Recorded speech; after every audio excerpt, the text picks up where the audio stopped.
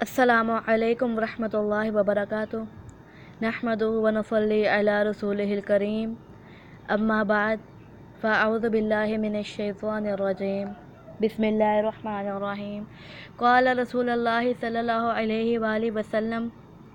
عن ابی ہریرہ قال رسول اللہ صلی اللہ علیہ وآلہ وسلم من لم يدع قول الزور والعمل به فلیس للہ حاجۃ فی ان یدع طعامہ و شرابہ۔ حضرت ابو ہریرہ رضی اللہ عنہ سے روایت ہے کہ نبی کریم صلی اللہ علیہ وسلم نے فرمایا، من لم یدع قول الزور والعمل به، کہ جو شخص روزے کی حالت میں جھوٹ بولنا اور دغا بازی کرنا نہ چھوڑے، جو شخص روزے کی حالت میں جھوٹ بولنا اور دغا بازی کرنا نہ چھوڑے، فلیس للہ حاجۃ فی ان یدع طعامہ و شرابہ، تو اللہ تعالیٰ کو اس کی کوئی ضرورت نہیں کہ وہ کھانا پینا چھوڑے۔ میری معزز سامعین، اس حدیث پاک میں آپ صلی اللہ علیہ وسلم نے انسان کی ایسی دو خصلتوں، ایسی دو برائیوں کے بارے میں بتایا ہے کہ جو عام طور پر انسان میں پائی جاتی ہیں اور انسان کو خود اس کا علم نہیں ہوتا کہ ہاں مجھ میں یہ برائی پائی جا رہی ہے۔ ٹھیک ہے، نمبر 1، جھوٹ بولنا۔ ہم اپنے ڈیلی روٹین میں چھوٹی چھوٹی باتوں پر جھوٹ بولتے ہیں۔ اکثر جو بیویاں ہوتی ہیں اپنے شوہروں سے جھوٹ بولتی ہیں کہ ہمیں اس بات سے شوہر ڈانٹے نہ، یا اکثر جو بچیاں ہوتی ہیں اپنی ماؤں سے جھوٹ بولتی ہیں۔ تو چھوٹی چھوٹی باتوں پہ ہم جھوٹ بولتے ہیں، کوئی چھوٹی سی بات ہو جاتی ہے نا، حتیٰ کہ ہم سے کوئی اکثر بیٹیوں سے گھر میں کوئی کام ہو جاتا ہے کہ جو کہ ان کو پتہ ہے کہ ہمیں ہماری ماما نے ڈانٹنا ہے، تو وہ جھوٹ بول دیتی ہیں کہ مجھے پتہ نہیں کہ اس نے کی ہے، یا کوئی اور بہانہ لگا دیتی ہے۔ تو یہ غلط ہے، ٹھیک ہے، ایسا نہیں کرنا۔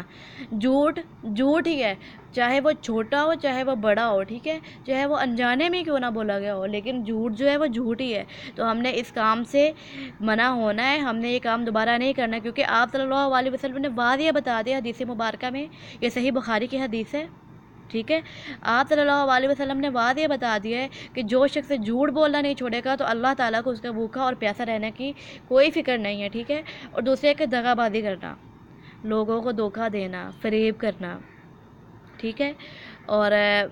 بے وفائی کرنا، یہ سب چیزیں اللہ تعالیٰ نے فرمایا کہ اگر وہ انسان روزہ رکھ کر بھی یہ سب نہیں چھوڑا، دھوکہ دے رہا ہے، جیسے کہ دکانداروں کی مثال لگا لیں کہ ابھی بھی جو چیز 10 روپے کی ہے وہ 20 کی بیچ رہے ہیں، تو یہ دغا بازی ہے، یہ دھوکہ ہے، ٹھیک ہے۔ اور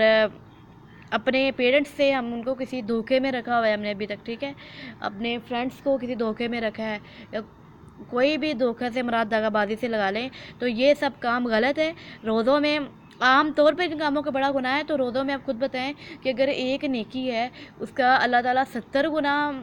سے 700 گنا تک زیادہ کر دیتا ہے اس کا ثواب، تو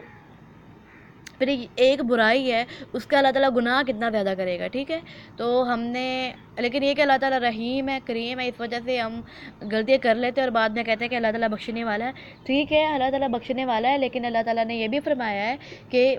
ایک کام کو کرنا اور پھر توبہ کرنی، پھر کام کرنا ہے، پھر توبہ کرنی، تو ایسا نہیں ہے۔ توبہ کا مطلب ہوتا ہے کہ اللہ تعالیٰ کی طرف رجوع کرنا، اور جس کام سے توبہ کی ہے آئندہ کے بعد اس کام کی طرف نہ دیکھنا، ٹھیک ہے۔ تو اگر ہم دھوکہ بھی کریں گے اور دغا بازی بھی دیں گے، اس کے علاوہ چھوٹے چھوٹے جو برے کام ہیں وہ کریں گے، تو پھر بھی ہم توبہ بھی کریں گے اور پھر یہ کام رپیٹ کرتے رہیں گے، تو ایسا نہیں ہے، ٹھیک ہے، ایسا نہیں چلنا کہ ہم خدا کو بھی خوش رکھے شیطان کو بھی خوش رکھے، ایسا نہیں چلنا۔ اللہ تعالیٰ فرماتا ہے کہ کیونکہ آپ خود مثال لیں کہ ہم کسی سے محبت کرتے ہوں تو ہم چاہتے ہیں کہ کوئی ہمارے دوست ہے، لائک ضروری نہیں کہ ایک فیک بیڈ ریلیشن ہی ہو، ہمارے کوئی دوست ہے، ہماری مدر ہے، ہم چاہتے ہیں کہ یہ بس ہماری رہے، یہ دوست بس یہ کسی اور کی دوست نہ بنے، یہ میری دوست ہے، میری پکی دوست ہے، اس کی شیئرنگ صرف میرے ساتھ ہو، کسی اور کے ساتھ نہ ہو، ٹھیک ہے۔ تو ایسے اللہ تعالیٰ چاہتا ہے کہ جب ایک بندہ ہے وہ میرا ہے تو وہ میرا ہی رہے، وہ شیطان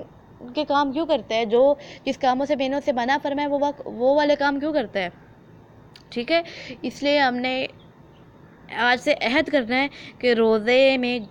کیا بلکہ عام روٹین میں بھی جو مرضی ہو جھوٹ نہیں بولنا اور دغا بازی نہیں کرنے، ٹھیک ہے؟ اللہ تعالیٰ ہم سب کو اس پر عمل کرنے کی توفیق عطا فرمائے، آمین ثم آمین یا رب العالمین، وما علینا الا البلاغ المبین۔ السلام علیکم ورحمۃ اللہ وبرکاتہ۔